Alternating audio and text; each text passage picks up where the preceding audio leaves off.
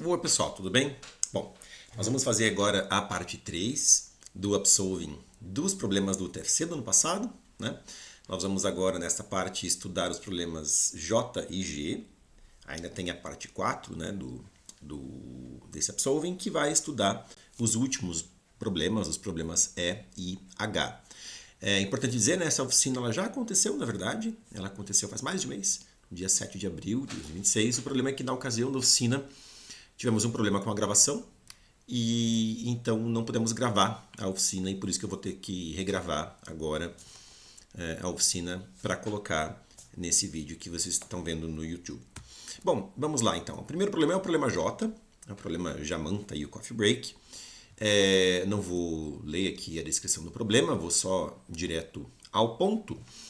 Nesse problema, basicamente é o seguinte, né? Você precisa abastecer a nave espacial com T litros de combustível. Você precisa desses T litros de combustível e para isso você vai comprar esses T litros de combustível num conjunto de N refinarias de combustível que você tem à sua disposição. Cada refinaria tem dois valores associados, né? O valor C daquela refinaria e o valor L daquela refinaria, que representam. C representa o custo por litro de combustível naquela refinaria e L representa a quantidade máxima de litros de combustível que aquela refinaria pode vender para você, porque você não é afiliado e aí a refinaria não pode te vender mais do que L litros de combustível. Então, cada refinaria tem o seu custo por litro de combustível e o limite, né, a quantidade máxima de litros de combustível que aquela refinaria pode vender para você. E aí o que você precisa decidir, ou precisa determinar, é o custo mínimo, né, enfim, o custo ótimo para você conseguir esses T litros de combustível. Então, exemplo aqui, né, tenho 5 refinarias, preciso conseguir 4 litros de combustível. Aqui estão os custos do preço do combustível em cada uma das 5 refinarias. E aqui estão as quantidades máximas de litros de combustível que cada uma das 5 refinarias, né, na ordem, pode vender para mim. Beleza? E aí eu preciso, né, então, gastar, né, pelo menos 8 unidades monetárias. Nesse caso aqui, né, vendo, eu poderia ir para a refinaria 5, que tem o combustível mais barato, só que elas podem me vender 2 litros de combustível. Né? Então aqui eu vou pagar 2 para conseguir 2 litros de combustível, uma vez que por litro de combustível eu gasto 1, certo? Mas eu ainda preciso de mais 2 litros de combustível, preciso de um total de 4 litros de combustível.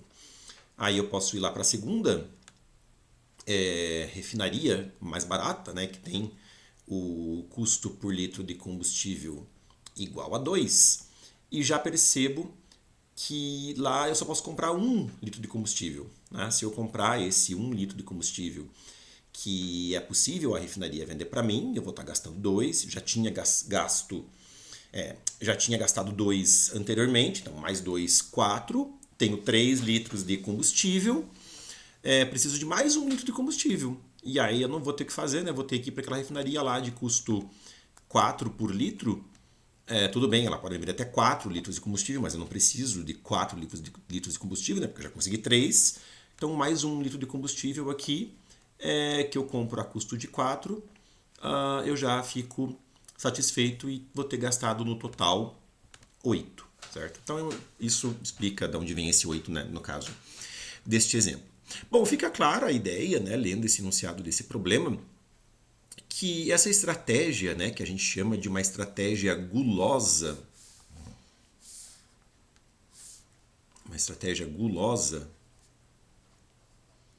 é a estratégia que me leva mesmo para a solução do problema. Quer dizer, a ideia é, vai na refinaria que tem o preço do combustível por litro mais barato, pega o máximo que você puder naquela refinaria e depois vai para a próxima refinaria, né? Nessa ordem das refinarias por custo do combustível por litro. Né? Então a ideia é bem essa, né? Se eu considerar as refinarias na ordem da mais barata para a mais cara, eu vou em cada refinaria pegando o máximo que eu conseguir na refinaria da vez, até conseguir todos os meus T-litros de combustível. É essa a ideia aí para resolver o problema, não tem muito segredo, certo?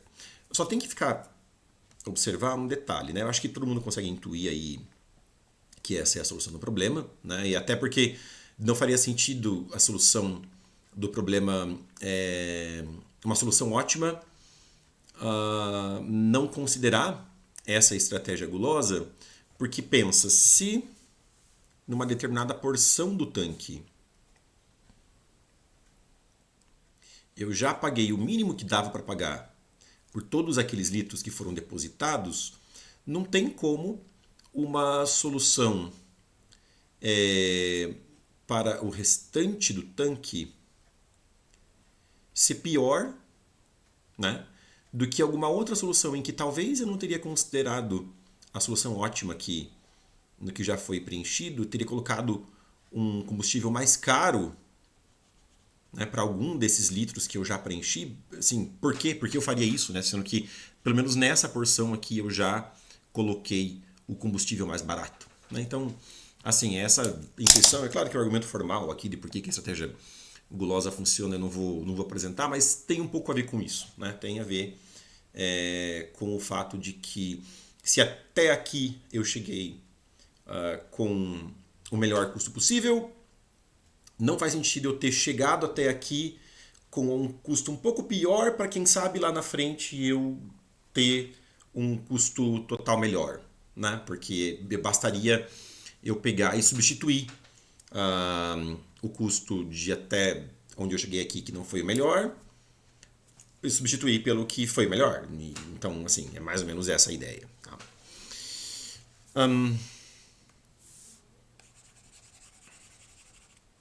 Beleza. Só tem que ficar atento a um detalhe aqui para este problema, que é o seguinte: o número n de refinarias ele é bastante elevado, né? Ele é até 10 na quinta. Então, se eu quiser, procura a refinaria mais barata, pega lá o máximo de combustível que você puder naquela refinaria mais barata. Daí procura a próxima refinaria mais barata e vai assim. Isso pode me dar um algoritmo n ao quadrado. Né? E n ao quadrado, com n até 10 na quinta, não vai rolar, não vai passar no tempo limite do problema. Então a gente precisa ordenar as refinarias. A gente vai ordenar as refinarias primeiro, e a gente vai gastar um custo aí esperado de n log n para essa ordenação, né? E aí, depois de ordenar, a gente vai considerar as refinarias nessa ordem já crescente, né? De custo de combustível por litro. Beleza? Então, é bem simples. Talvez a maior dificuldade que os times tiveram para passar o problema foi justamente, como é que eu vou fazer essa ordenação, né? Porque cada refinaria aí tem dois valores, como é que implementa isso na linguagem de programação, enfim. Então, talvez tenha sido um problema mais técnico mesmo, para não tantos times conseguirem resolver esse problema na hora da prova. Então, vamos lá, vou pegar aqui o código, vamos fazer. Então, sem mais delongas. Então, começar o cabeçalho.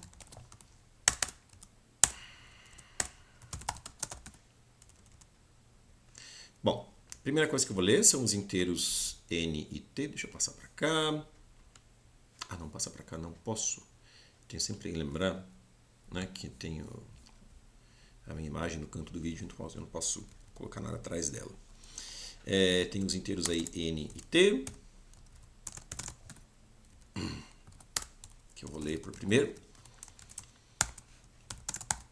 E aí, para cada refinaria, cada uma das n refinarias,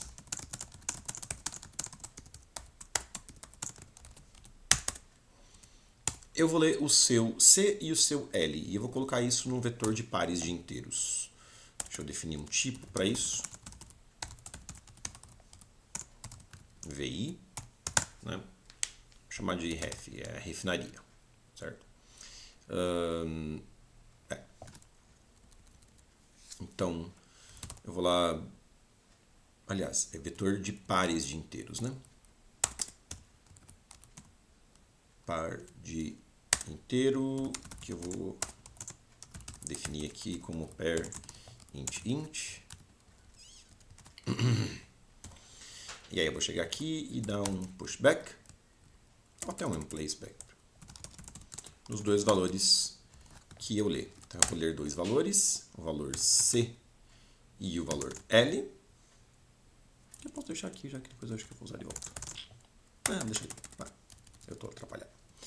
Então eu vou ler os valores C e L e colocar. O problema é que na entrada são dados todos os Cs primeiro, depois todos os L's. Né? Então não vai dar para fazer essa estratégia de ler o C e o L, coloca no vetor, ler o próximo C e L e coloca no vetor. Nesse tipo de situação, a gente precisa primeiro ler todos os Cs, depois todos os L's e depois criar o nosso vetor de refinarias, que é o vetor que a gente quer ordenar de fato. Né? Então eu vou só fazer mais simples aqui, considerar C e L como vetores intermediários de 10 na quinta posições. Aí eu chego aqui e leio primeiramente o C. Deixa eu fazer assim, vai. Na posição I. Depois o L da posição I. E aí sim eu vou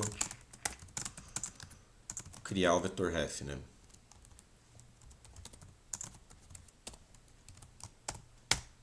Então tá aí. Ali os N valores C, os N valores L e criei o vetor ref com ambos os valores. Vejam que a gente tem que ordenar primeiro pelo custo, né? O critério de ordenação é pelo custo, não é pelo limite de litros que a refinaria pode entregar. Então, por isso, como eu vou usar para a ordenação o próprio critério de ordenação do pair, preciso que o primeiro membro seja o primeiro critério pelo qual eu quero ordenar esses pares. Né? Então, se porventura a entrada tivesse sido dada de outra forma, né? Por exemplo, primeiro os L's, depois os C's, na hora de colocar no pair, eu teria que trocar os elementos de lugar. Né? Eu preciso colocar primeiro, o primeiro membro do pair tem que ser o primeiro membro a ser, o primeiro critério de ordenação a ser considerado, para eu poder fazer a ordenação com sorte mesmo. Né? Então, sort ref.begin ref.end. Certo? Então aqui eu ordenei as refinarias, né, pelo custo por litro, né, foi o primeiro critério aí para ordenação. Agora eu posso considerar todas as refinarias uma a uma, né, na ordem. Eu posso, sei lá, fazer algo posso assim fazer. Tem algo, um barulho estranho aqui no meu teclado. Eu sei que eu tenho T litros de combustível e eu tenho a resposta que eu vou imprimir depois, né, que é a quantidade de unidades monetárias que eu gastei para obter os meus T litros de combustível. Importante falar, vejam que é sempre possível, né, obter a quantidade de T de litros de combustível que você precisa, porque o problema garante que o T é menor ou igual que N. Né? E em cada uma das N refinarias você consegue comprar pelo menos 1 litro de combustível, porque o L é sempre pelo menos 1. Então não há perigo, né, de você não conseguir comprar os T litros de combustível dos quais você precisa. Então aqui eu posso fazer algo como int ci li e fazer tie ci li recebe ref posição i. Né? Daí eu estou pegando o custo, o C e o L desse pair, né? Usando o tie para fazer isso. Acho que é uma estratégia interessante aí, do C++. Para poder trabalhar, né, com os valores individualmente. Eu acho talvez mais interessante do que fazer algo como CI recebe ref.first, LI recebe ref.second. Né? Também seria uma opção, mas com try acho que o código fica um pouco mais sucinto e limpo, né? Para quem não conhecia, né, tem essa possibilidade aí de usar. Então agora que eu sei a quantidade, o preço e o limite daquela refinaria, eu vou comprar nessa refinaria o quanto eu puder, certo?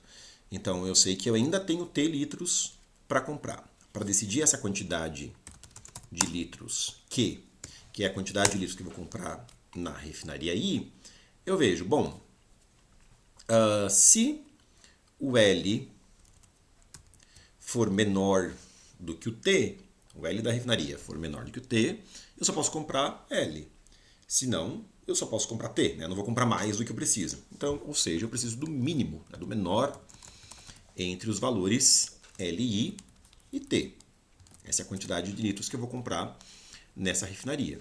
E aí eu vou lá e eu vou tirar de T essa quantidade Q, né? Porque é a quantidade que eu estou comprando ali na refinaria e a quantidade de unidades monetárias que eu vou pagar por comprar esses Q litros de combustível nessa refinaria aí é Q vezes CI.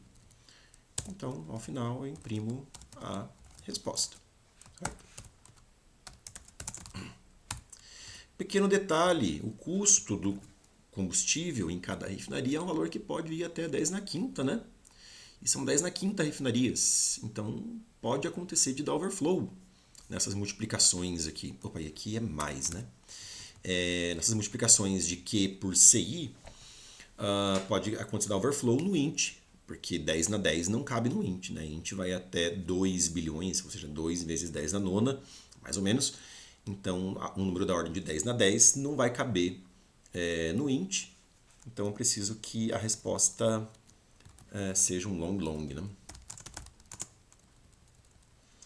E aí aqui essa multiplicação ela tem que ser feita long também, certo?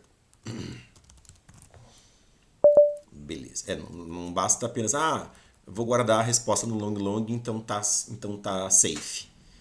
Não, porque Q é inteiro, CI é inteiro, assim, não interessa para onde vai isso depois. Eu preciso trocar para long para multiplicação ser uma multiplicação de long. Né? Beleza, acho que o código é isso. Vamos compilar e testar.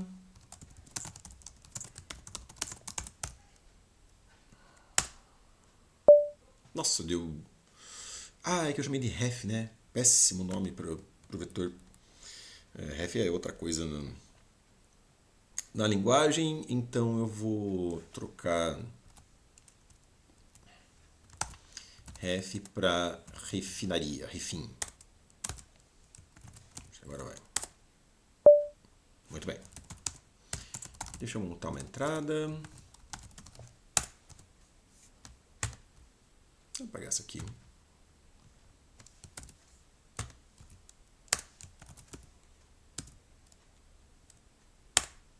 Oito que é a resposta. Tá bom. Então deixa eu submeter o código. Nem vou testar com a outra entrada lá.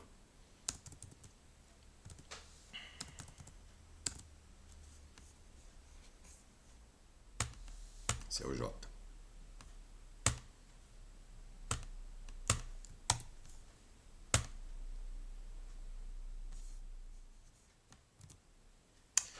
E passou, né?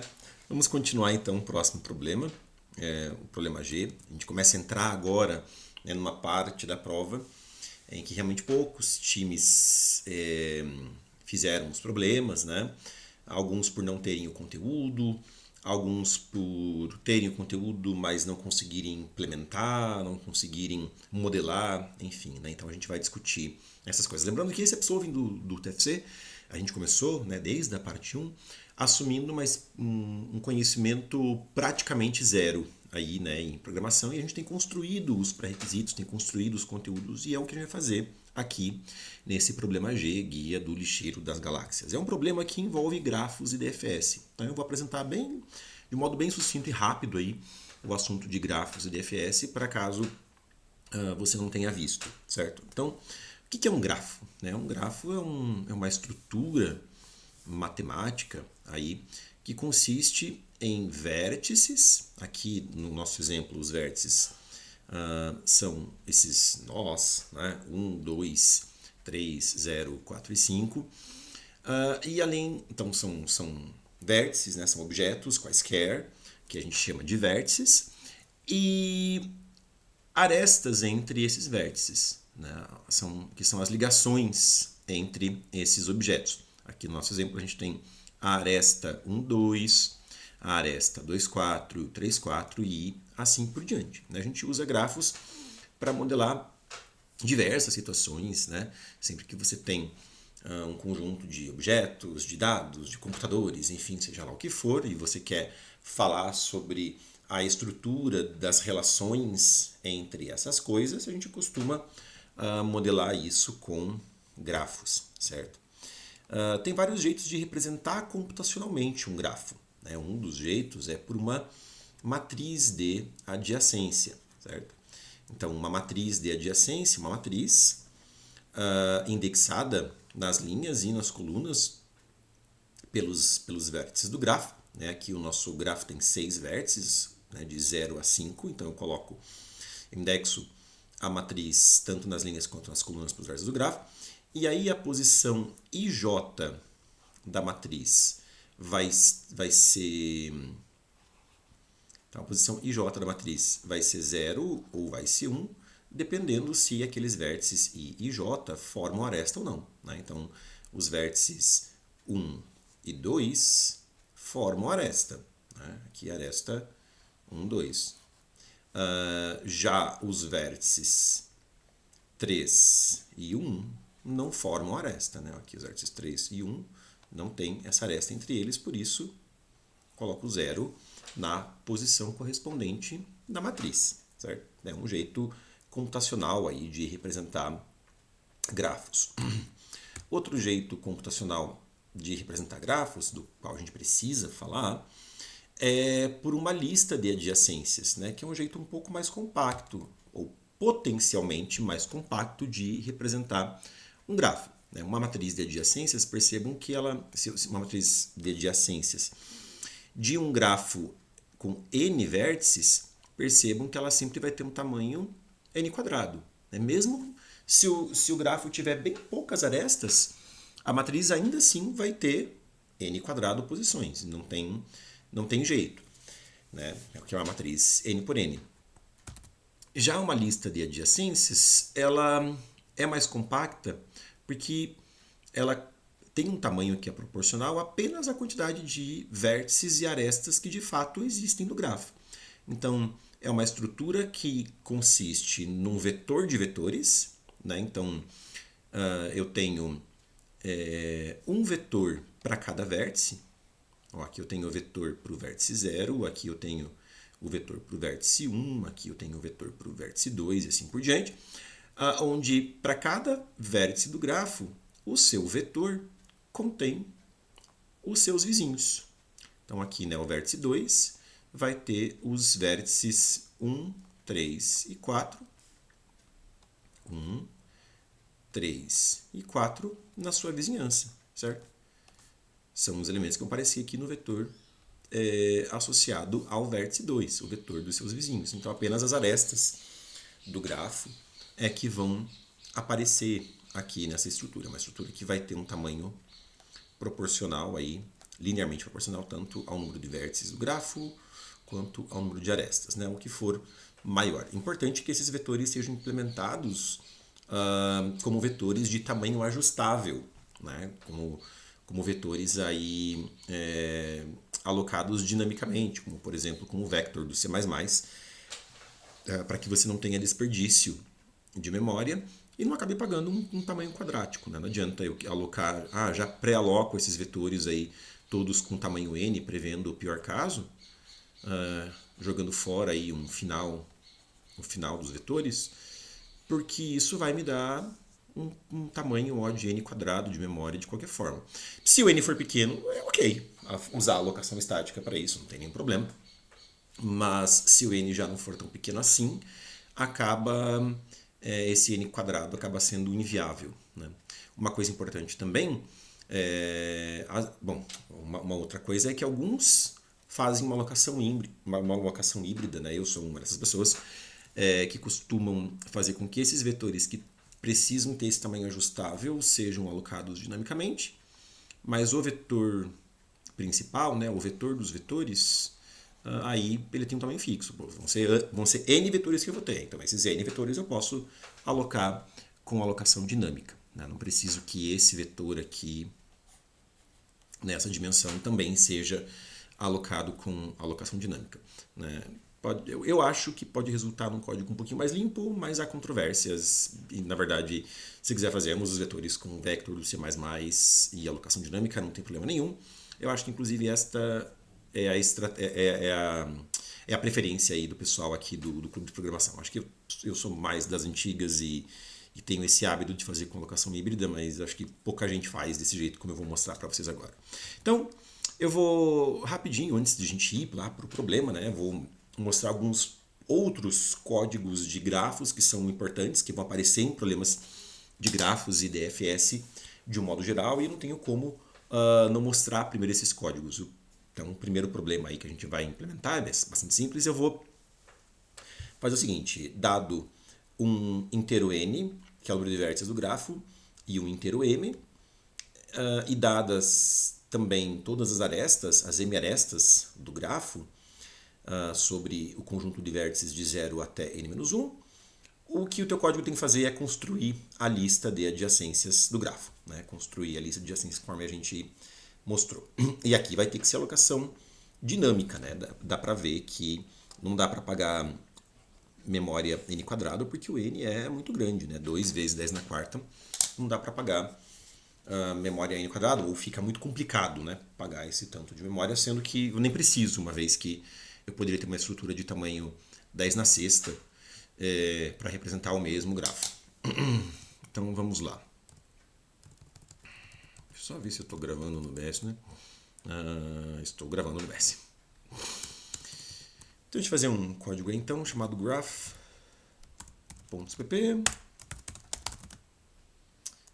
Sim, eu preciso só aumentar o tamanho da fonte.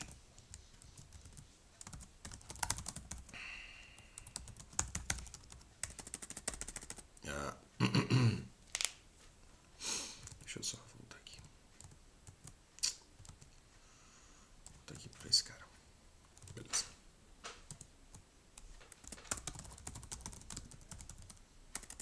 Eita. Cabeçalho. Os meus dedos estão frios. Está frio em Curitiba. Aí você começa a errar muito, né? Na hora de digitar. Vamos lá. Então eu vou ter esses inteiros n e m, quantidade de vértices e quantidade de arestas. E como que eu vou representar o meu grafo? Primeiro eu vou definir aqui que vector de int é vi. Então eu vou representar o meu grafo G pela lista de adjacências dg, que vai ser um vetor de VIs. Né? Se eu quiser fazer desta forma, posso fazer dessa forma, né? Quer dizer, o grafo é um vector de VIs, ou com alocação híbrida, faço desta forma. Né? São, no máximo, 2 vezes 10 na quarta vértices. Cada vértice vai ter o seu vetor de vizinhos, né? O seu vector de int, vetor tamanho ajustável para os vizinhos. E aí eu vou ler n e m e vou sair lendo as arestas, as m-arestas. Cada aresta é dada por 2 inteiros u e v, que são os vértices daquela aresta.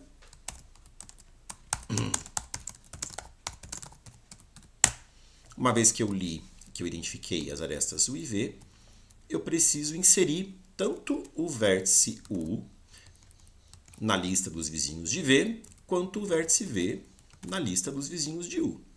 Então, na lista dos vizinhos de u, vou dar um pushback no v. Na lista dos vizinhos de V, eu vou dar um pushback no U, certo? E é isso. Então, se eu quiser depois imprimir o grafo, posso fazer um for U de 0 a N. Aí eu vou mostrar o vértice U. Posso dar um for alto V na lista do U para imprimir os seus vizinhos.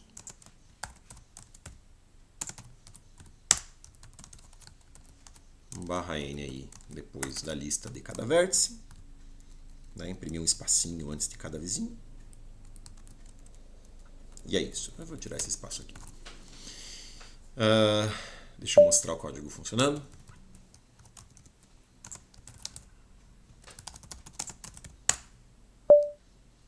A U não foi declarado. Acho que é aqui, né?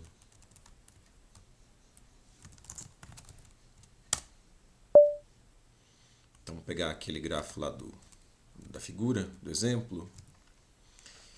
Eu vou colocar aqui. São 6 vértices, né? E quantas arestas? Eu tenho... Opa, cadê? Aqui. 1, 2, 3, 4, 5, 6 arestas também, né?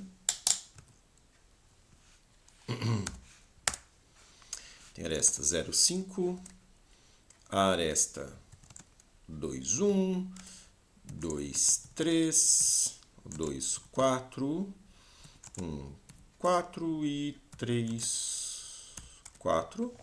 E ó, tá aí a lista de adjacências do grafo. 0, 5, os vizinhos do 0 são 5, os vizinhos do 1, 2, 4, do 2, 1, 3, 4, do 3, 2, 4, do 4, 2, 1, 3, 1, 3, 2, tanto faz, do 5, 0, e é isso. Beleza? Vamos voltar para a nossa apresentação. Bom, o principal algoritmo aí que a gente vai, básico, né, com o qual a gente vai trabalhar em grafos, inicialmente, é o algoritmo DFS, que é simplesmente um algoritmo para busca no grafo, ou seja, é um algoritmo que permite você passear no grafo. Né? Como que eu exploro um grafo? Tem vários jeitos de explorar um grafo, né? Vários algoritmos para fazer isso que a gente chama de uma busca no grafo. Os dois principais algoritmos são o algoritmo de DFS e o algoritmo de BFS. E aqui a gente vai falar no algoritmo de DFS. Né? DFS significa Depth First Search. É quando eu faço uma busca em profundidade. A gente chama em português, né, de busca em profundidade. BFS, o B vem de breadth. E a gente em português chama de busca em largura. Né? É o termo aí consolidado para BFS em português. Mas não vou falar de BFS, vou falar só de DFS. Como que funciona o algoritmo da DFS? É uma ideia extremamente simples. Né? Para cada vértice que eu visitar, eu vou ter um procedimento recursivo para visitar os vizinhos daquele vértice. Qual que é o problema disso? O problema é que eu eventualmente posso cair em ciclos e, portanto, no loop infinito. Né? Imagine que inicialmente eu vá visitar o vértice 1, daí o vértice 1 chama esse procedimento para visitar o vértice 4, o vértice 4 chama o procedimento para visitar o vértice 2 e o vértice 2 chama de volta o procedimento para visitar o vértice 1 e me ferrei. Né? Então, para evitar entrar em loop infinito, a gente vai ter uma flag visitado que vai marcar os vértices que a gente já visitou. Né? E se um vértice já foi visitado, a gente não vai visitar de volta. É basicamente essa a ideia. Esse procedimento é recursivo, de modo que, dado um vértice U da vez, que é o vértice a ser visitado, eu vou considerar os seus vizinhos V, um por vez, né? Eu vou ter uma variável V aí, sobre a qual eu vou iterar sobre os vizinhos do U, aqui ó, for alto V no vetor LG de U, né? Estou tendo a variável V que itera nos vizinhos de U, e eu vou chamar a DFS para visitar, para explorar o grafo a partir do vizinho V, e somente quando essa DFS terminar é que vai ser feita a chamada para o próximo vizinho e para o próximo vizinho e assim por diante. Por isso que é uma busca em profundidade, porque eu considero um vizinho por vez e só vou para o próximo vizinho quando tudo que for possível ser visitado por esse vizinho V tiver sido explorado. Então, é em profundidade porque o primeiro, dado um vértice lá, eu vou explorar tudo que eu puder e só quando não tiver mais nada para explorar é que eu vou voltar. E aí eu vou para o próximo aqui, e para o próximo aqui. E só quando, né, terminar de explorar tudo é que eu vou chegar no outro vizinho e assim vai. Né? Por isso que é uma busca em profundidade. Eu vou em profundidade até não poder mais, volto um pouquinho até onde haja alguma outra coisa que eu não explorei, uma outra ramificação que eu não explorei, tomo aquele ramo e volto e assim vou. Ok? Esse é o código, né, de DFS. Então, para fazer DFS no vértice U, a primeira coisa é verificar se o vértice U já está visitado. Se ele já está visitado, aborto, não vou fazer nada, não vou fazer um retrabalho, né, não vou entrar no loop infinito.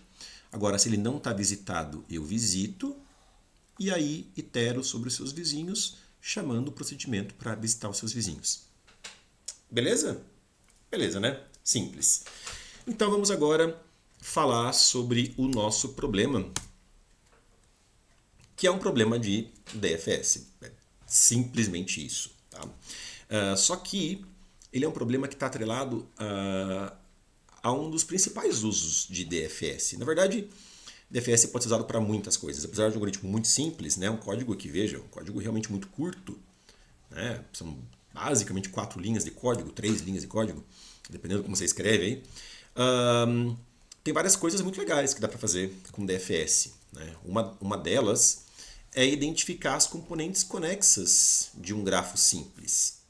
O grafo simples é um grafo em que as arestas não têm direção, né, como o grafo do nosso exemplo agora há pouco, e componentes conexas são todas as partes de um grafo, né, todos os subgrafos, como a gente chama, em que dentro do subgrafo há caminho entre qualquer par de vértices, né, os vértices estão todos interconectados. Para qualquer par de vértices eu tenho um caminho que me leva de um vértice para outro. Né? Isso que significa dizer que o grafo é conexo, então aquele subgrafo é conexo, porém esse subgrafo conexo não faz parte de nenhum outro subgrafo conexo maior. Então, no nosso exemplo aqui, eu tenho duas componentes conexas. Esse grafo aqui, ó, que eu mostrei, eu tenho duas componentes conexas. Uma delas é essa componente compreendida e induzida, né, como a gente chama, pelos vértices 0 e 5. Né? É uma componente conexa. E a outra componente conexa é a componente dos vértices 1, 2, 3 e 4. Como é que eu posso usar DFS para achar as componentes conexas de um grafo? Bom, é só eu fazer um for iterando sobre todos os vértices do grafo, e para cada vértice eu disparo uma DFS sobre ele. Só que daí, na hora de visitar o vértice, eu não vou marcar o vértice simplesmente como visitado. Não vai ser visitado igual a 1. Vai ser visitado igual um contadorzinho C, que vai ser o valor da componente que eu estou explorando agora, naquele momento. Então, inicialmente eu vou disparar aqui, olha só, disparo a DFS sobre o vértice 0. E o meu contador vale 1. Aí eu vou visitar o vértice 0 e vou visitar também, marcando com 1, e visitar o vértice 5, marcando com 1. Tudo que eu consegui explorar a partir do vértice 0. Vai acabar essa DFS, foi a primeira DFS que eu rodei. O for vai considerar o próximo vértice que é o vértice 1. Só que agora o meu contador não vale mais 1, vale 2, né? Porque eu estou na segunda DFS, né? Eu incremento esse contador a cada DFS, marco o vértice 1 com 2, mas marco também o vértice 2 com 2, o vértice 4 com 2 e o vértice 3 com 2 também. Então, vai acabar essa DFS. O for vai considerar o próximo vértice, que é o vértice 2, mas já está visitado. 3 já está visitado. 4 já está visitado. 5 já está visitado. Então, eu consegui identificar as componentes conexas do grafo, marcando os vértices com o identificador da componente. Beleza? Simples, né? Ok. Então, agora a gente vai ver o nosso problema aqui. Nesse problema, a gente vai ter basicamente um grid, tipo esse grid aqui, ó, de posições que são pontinho ou estrela. Estrela significa um satélite, né? Um satélite lá, alguma coisa assim, da historinha do problema. E aí você tem um certo lixo espacial que vai passar por uma linha ou vai passar por uma coluna desse grid. O problema é que quando passa por uma linha, aqui tem até a figura explicando, né? Quando passa por uma linha, cada satélite que é atingido, ele faz também com que aquela coluna seja inteira afetada.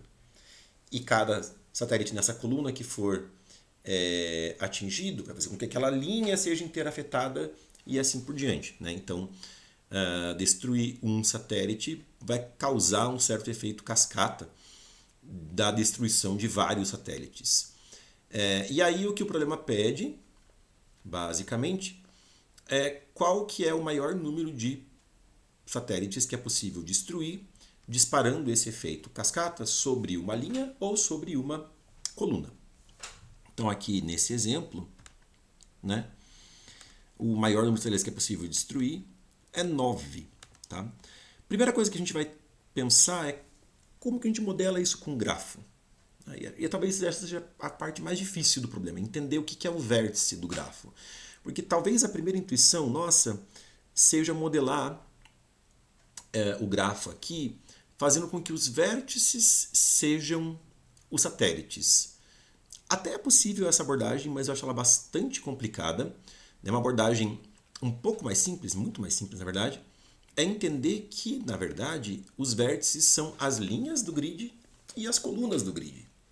E que uma linha do grid está conectada com uma coluna do grid, se na posição em que aquela linha e aquela coluna se cruzam, eu tenho um satélite. Né? Então aqui eu estou na linha 2 e na coluna 4, né? Como na posição 2, 4 do grid eu tenho um satélite, eu tenho então a linha 2 e a coluna 4 interconectadas. Tudo bem?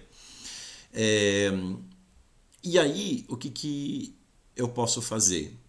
Quando eu estou visitando uma linha, se eu vou visitar as colunas que cortam aquela linha e as linhas que cortam aquelas colunas e assim por diante, eu estou fazendo uma DFS na componente conexa que começou naquela linha, certo? E explorando essa componente conexa até o final. Então, o que na verdade eu quero é encontrar o maior tamanho de uma componente conexa nesse grafo. Aqui nesse exemplo, aliás, não é o maior tamanho, na verdade, né? É o maior número de satélites que eu tenho em alguma componente conexa desse grafo. Então, aqui nesse exemplo, eu tenho a linha 0, a linha 1 e a linha 4.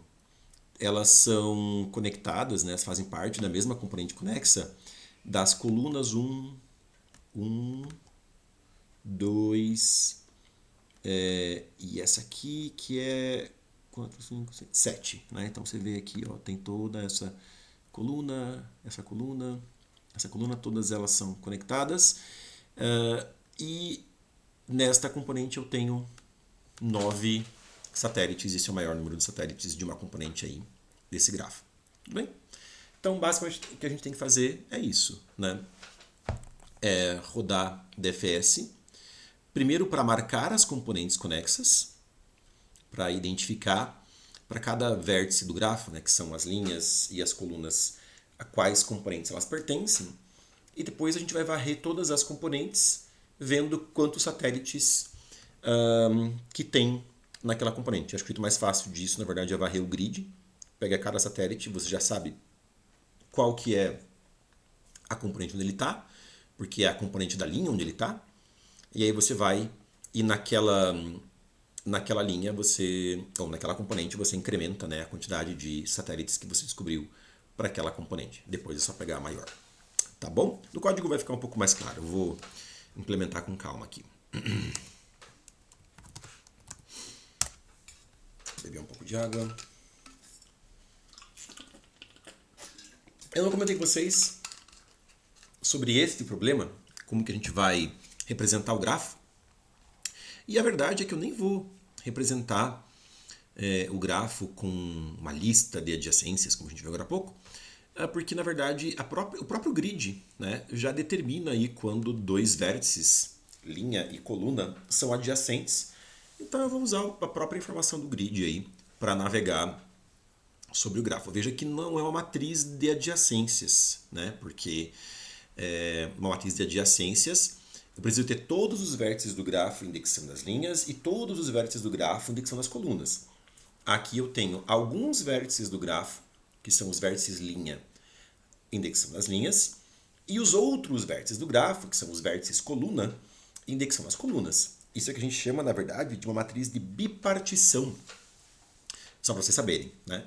É o termo técnico disso, porque esse grafo é um grafo bipartido, né? Ele é um grafo em que você tem duas partes, de vértices, que no caso são os vértices linha, os vértices coluna, né? Duas categorias de vértices. Vértices da mesma categoria não são adjacentes entre si, né? Uma linha nunca se cruza com uma outra linha, uma coluna nunca se cruza com uma outra coluna, né? São sempre paralelas. E as adjacências, as arestas, ocorrem apenas entre vértices de categorias diferentes, de partes diferentes, como a gente chama. Então, esta tecnicamente seria uma matriz de bipartição, mas vocês não precisam saber disso, né? A gente vai só... A moral da história é que a gente vai usar apenas a matriz aí para navegar sobre o grafo, né? Estou numa linha, quero saber quais são os vértices adjacentes, os vértices coluna adjacentes àquela linha, é só percorrer a linha e ver onde é que tem estrelinha, né? E aí eu identifico as colunas. É simples assim. É claro que tem que tomar cuidado, né, na hora de identificar os vértices, porque tem os vértices linha, 0, 1, 2, 3, 4, blá blá blá, e os vértices coluna, 0, 1, 2, 3, blá blá blá. Então, um vértice não vai ser dado só por um número, tipo o vértice 2, mas um vértice vai ser dado por um par de número, né? Pode ser 0, 2 se for linha, ou 1, 2 se for coluna. Então, eu vou usar 0 e 1 para identificar se um vértice é um vértice linha ou um vértice coluna, tá bom? Isso é tudo que vocês precisam saber sobre a estratégia da implementação. Eu já posso começar aqui a implementação, porque não vai ter nada de muito absurdo no restante da implementação. Vejam como tem que ser flexível também essa abordagem da modelagem do problema com grafos, né? E às vezes é por isso que alguns times têm dificuldade em passar alguns problemas de grafos, mesmo problemas fáceis. Esse aqui é um problema fácil, é um problema de DFS para contar componente conexa, quer dizer, um dos problemas mais fáceis que dá para fazer com grafos. Só que daí já tem esses detalhezinhos. O grafo é um grid, então os vértices são as linhas e as colunas, e aí o vértice eu vou identificar por duas coisas. Então são essas nuances, né, que vão tornando talvez o problema um pouco desafiador, porque tem que forçar o time a pensar um pouco fora da caixa, né? A tentar flexibilizar um pouco a sua estratégia de implementação, e nem sempre os times conseguem fazer isso, né? Eles vão tentar sempre ficar muito fixos ao caderninho, a tentar fazer o problema caber dentro do código do caderninho que ele levou para a prova, e nem sempre é possível fazer isso, ou às vezes é possível, mas aí envolve várias outras coisas, né? Envolve a tradução do formato do problema para o formato do caderninho, e nessa tradução pode dar mais problema ainda, né? O ruído pode ser muito maior, então nem sempre é simples de fazer isso, né? Por isso que é mais importante você entender bem o algoritmo, ainda mais um algoritmo simples desse, do que tentar levar um super mega caderninho que você não consegue adaptar, ok? Essa é a moral da história. Tudo certo com o OBS lá, né? O medo de estar gravando, falando sozinho e não estar gravando, né? Na verdade. Deixa eu voltar aqui para o código. Então eu vou ter N e M são as dimensões do grid. E o grid é um grid de caracteres. M e N são no máximo 2000. Não, 2000. É 2000? 2000. Muito bem. Então eu vou ler aí primeiro, em primeiro lugar, N e M. E aí eu vou percorrer, né, as posições do grid.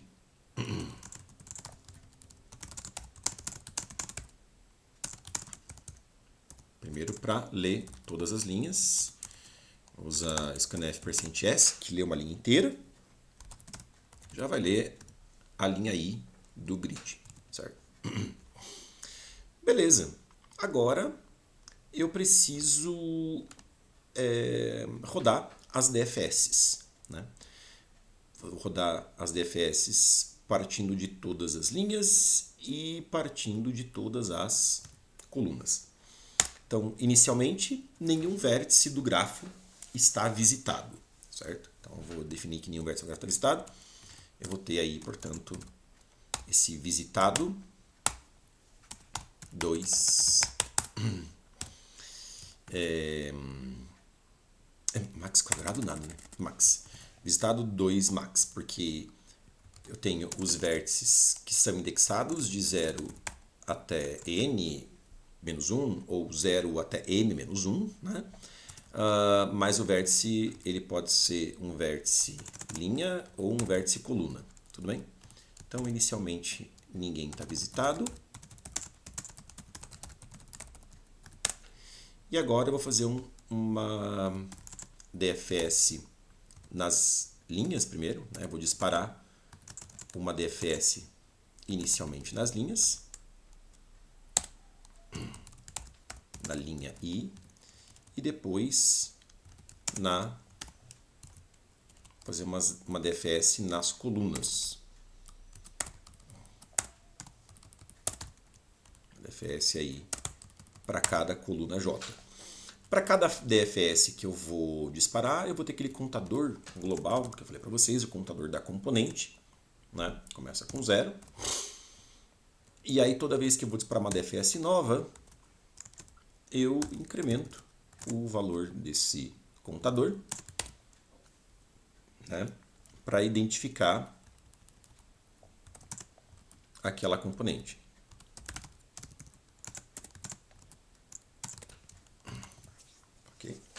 Isso identifica aí o valor da componente. O detalhe é que aqui eu posso ter vários valores de comp que não vão ser usados, né? Então, ao final desses for, não necessariamente esse valor do contador, ele representa o número de componentes, tá? É só porque eu estou identificando cada componente de modo único. Se você quiser, de fato, representar cada componente aí por um contador que ao final vai ser a quantidade de componentes que você identificou, o jeito melhor de fazer isso seria simplesmente colocar assim: se o vértice 0i não está visitado, aí sim, comp mais DFS 0i. Aqui é a mesma coisa. Eu vou deixar assim dessa forma, porque é uma coisa comum aí da gente fazer, né? Porque aqui no caso a gente nem quer contar o número de componentes, né? A gente quer só identificar as componentes para poder ver qual que tem mais satélites. Mas às vezes você quer contar as componentes. Então daí para contar precisa desse if aqui. Beleza?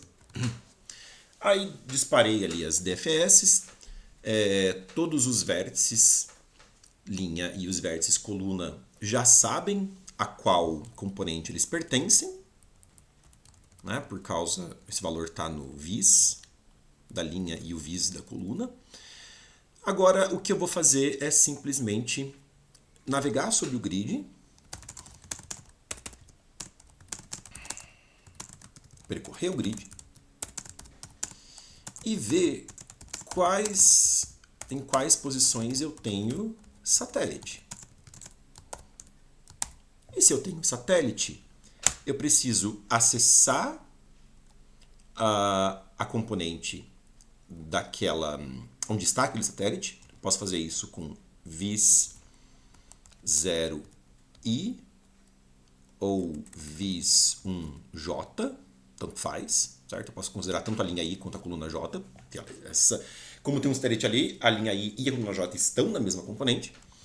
E aí eu vou ter um valor de resposta para aquela componente que eu vou incrementar. Inicialmente,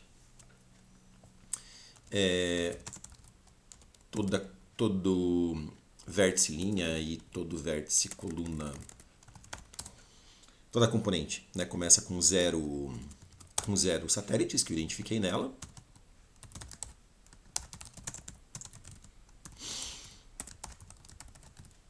E eu vou lá e incremento o número de satélites identificados naquela componente, certo? O 0i que seja. O número de componentes, com certeza, não é maior que o número de colunas ou o número de linhas, né? Na verdade, em relação não é maior que o número de... O maior dos dois valores, né? Linhas e colunas, sim. Eu posso ter uma linha só, com várias colunas, e cada posição ali numa componente, por exemplo, né? Alguma coisa assim. Ou poucas linhas, mas muitas colunas, e o número de... Devo estar falando besteira.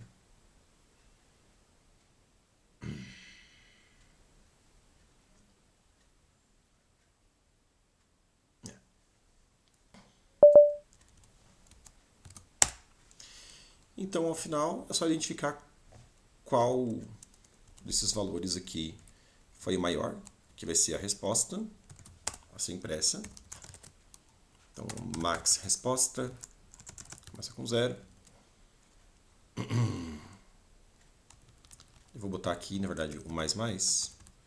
Eu posso já fazer o max resposta, recebe o máximo, entre o valor atual do max resposta e esse cara que eu incrementei. Imprimo o valor de max resposta. Só preciso codar a DFS aqui. A DFS recebe não só um vértice U, porque na verdade o vértice U ele pode ser uma linha ou uma coluna. Agora, I, esse é tanto o índice de uma linha ou de uma coluna, então recebe antes o identificador, né? L, que indica se I é um índice de uma linha ou de uma coluna. A primeira coisa é verificar se esse vértice já foi visitado. Se já foi visitado, não visita, né? Não visita de volta, sai fora. Agora, se não foi visitado, eu vou visitar com o identificador da componente. E agora eu vou percorrer as colunas ou linhas adjacentes a essa linha ou coluna de índice I. Então, vamos lá. Primeiro eu vou ver se o L é 0. Se o L é 0 é porque I é uma linha. Aí fazer um for nas colunas, né?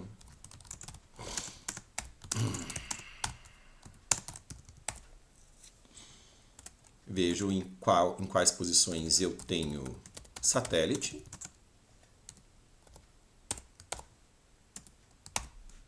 E aí disparo o DFS para essas posições, para essas colunas, certo?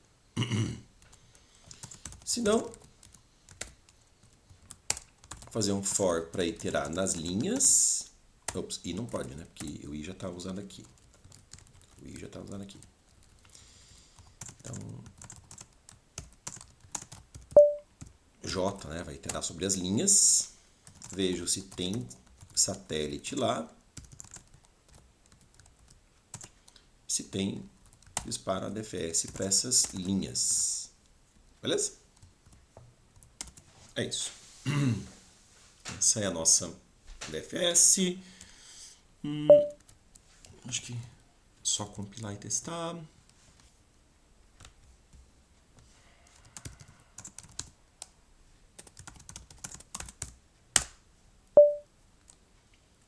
Int maxons. Ups. Aqui é int. Certo? Beleza, compilar, compilou.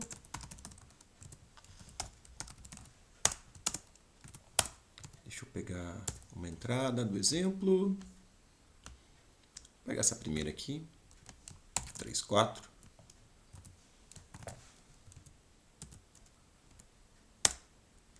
Ele deu 6 e 6 é a resposta. Opa!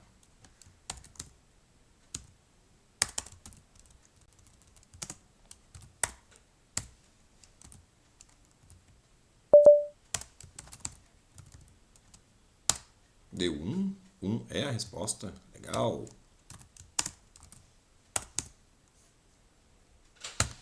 E agora a próxima entrada.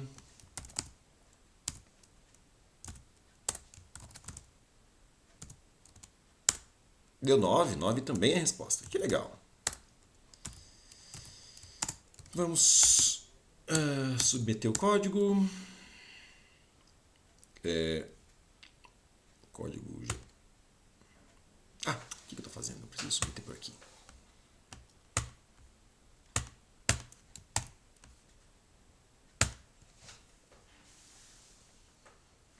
Código submetido.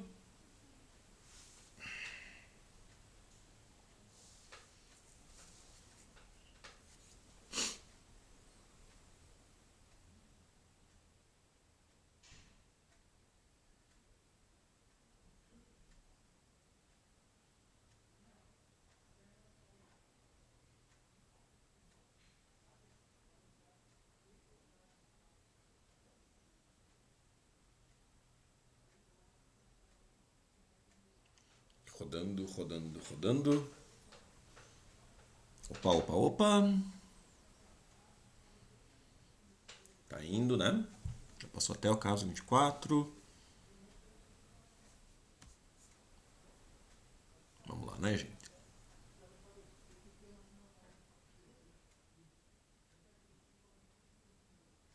Já foi tão longe, vai passar.